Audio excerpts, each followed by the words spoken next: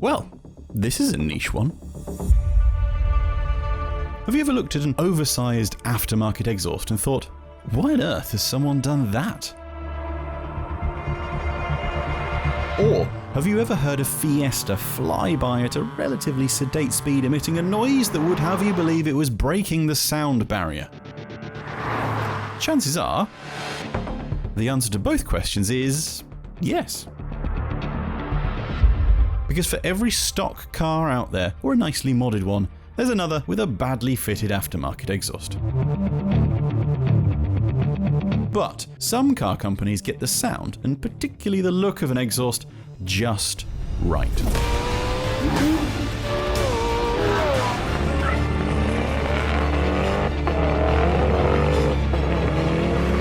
So we decided to gather together a list of our favourites.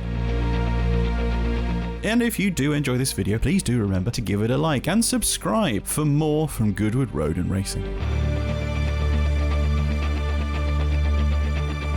It seems odd to think that once Pagani was a complete unknown. Over the last 3 decades, it had produced some of the finest looking, most exquisitely built, fastest and loudest cars on the planet. But once it came from basically nothing. And it all started with the Pagani Zonda. On looks alone, the Pagani Zonda's exhaust would bag itself a spot on this list. So the fact that it, combined with the AMG supplied V12 derived from the one in the CLK GTR, made a glorious noise, cements its reputation as one of the best car exhausts ever. From the original Zonda C12 to the later Zonda Tricolore, everyone has had some beautiful looking and sounding pipes.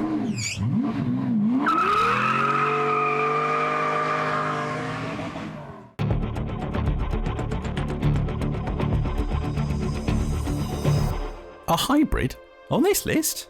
Good lord. To be honest, all you need to know about the Porsche 918 Spyder's exhaust is that it can spit blue flames. Mounted to the top of the body for aesthetic and genuine packaging reasons, the 918 Spyder's pair of pipes quickly became an icon. That roof-mounted system helps to reduce weight, as there is less pipe and therefore less metal in the car, and also reduces back pressure while helping improve aerodynamics, allegedly. It also helped reduce powertrain temperature, but really, mainly, it spat blue flames.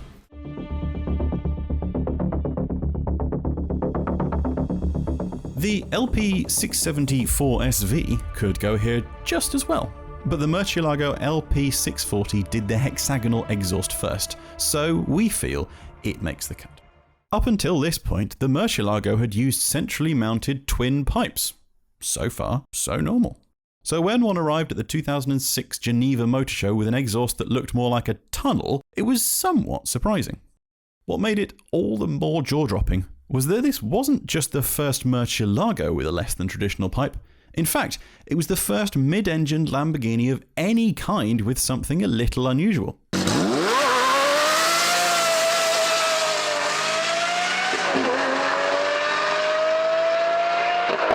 Despite Lamborghini's famously extrovert nature, the Diablo, Countach and Miura all had fairly ordinary exhausts. Well, the Miura Jota had straight-through pipes, but that's not quite the same.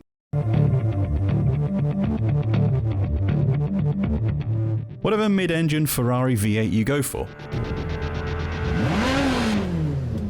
whether it's a 355 or a 430, you're going to get a nice noise.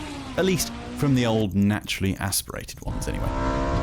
But the 458 Italia took Italian exhaust aesthetics and sound to another level. A significant step forward from the F430, the 458 Italia had a 4.5 litre V8 with 570 horsepower and a 7-speed double-clutch transmission. As well as being much, much faster than the F430, its engine, with an extra 0.2 litres of capacity, revved higher, reaching the sunny peaks of 9,000 RPM, making it tailor-made to have some lovely pipes. Enter a tri-exit exhaust that made the most of the engine's shouty nature, while also doffing a gentle cap to the F40's iconic triple. Oh, and they were mounted halfway up the boot, which just looked cool.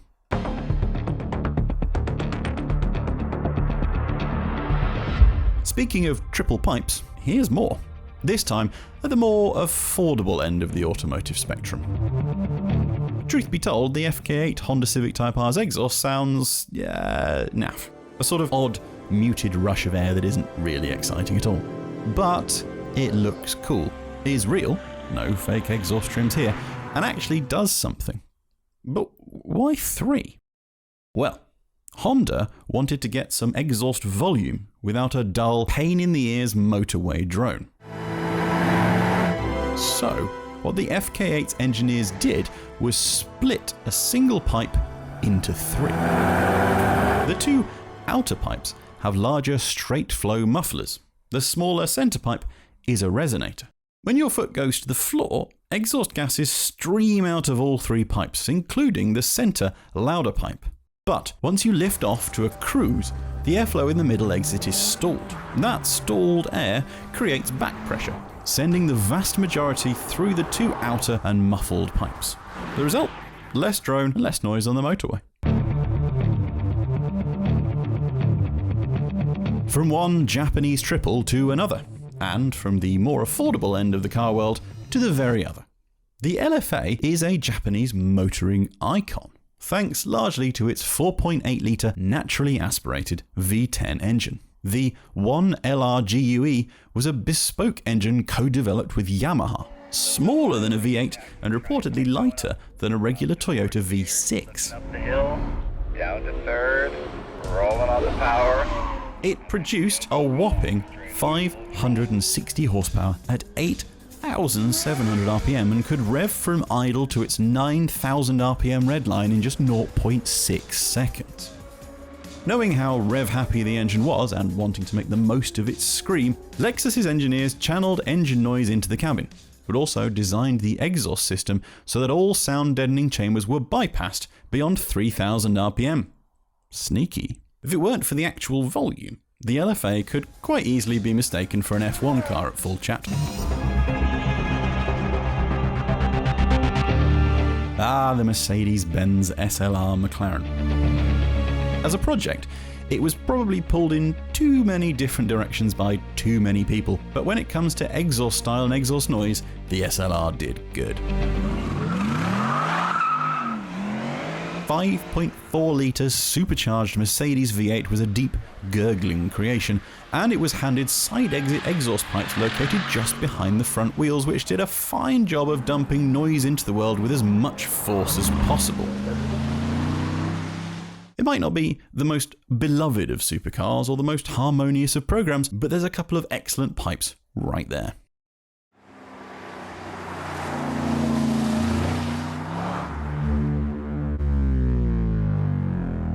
I bet you weren't expecting to see an E-Type on this list, were you?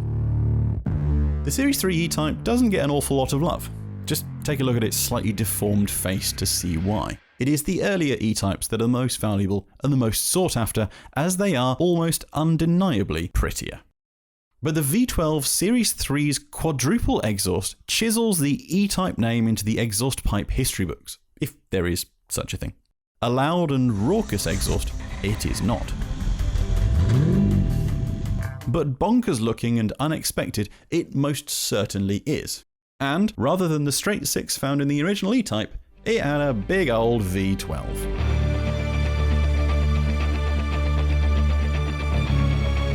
Trying to find out exactly which Corvette C1s had exhaust pipes that exited through the rear bumper, and indeed through the middle of the rear lights in some cases, is like trying to catch smoke. The exhausts on Corvettes in the 1950s and 60s depended on how much you wanted to pay and which dealer you went to. But suffice to say, some Corvette C1s had some very cool exhausts, even if they did prove problematic. The issue, whether the pipe went through the chrome bumper or the rear light, was the dirt that the engine generated, covering everything within a several-inch radius in soot in very little time at all. As a result, some of these quirky exhausts have been removed, replaced with trim or other lights. But from time to time, you'll stumble across one with these awesome pipes still in place.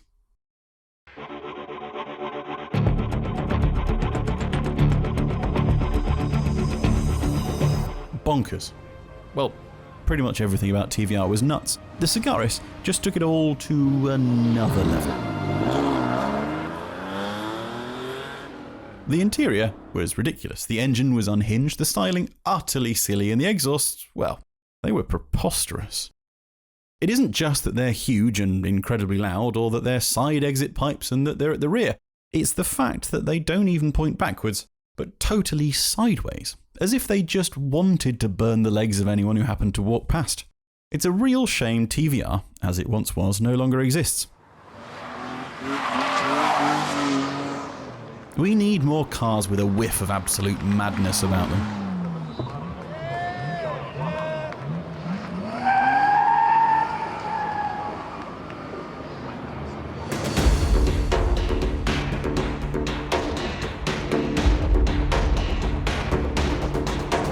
.3D printing has so many applications in so many different fields, and for Koenigsegg it has proved vital in creating shapes and structures that would have been otherwise impossible. Ever the experimenter, Christian von Koenigsegg decided to take advantage of 3D printing when creating the 1-to-1. Working with such low volume production numbers, tooling for new parts would have been incredibly costly and very time consuming.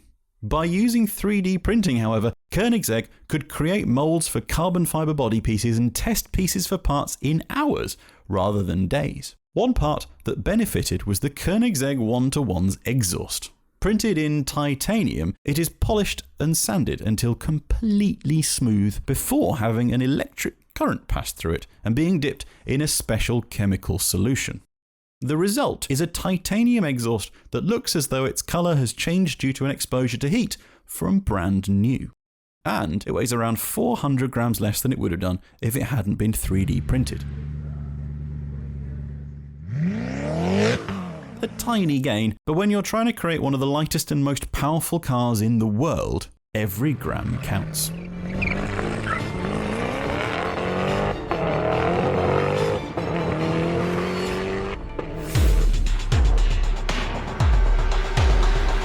Those are our favourite exhausts in history.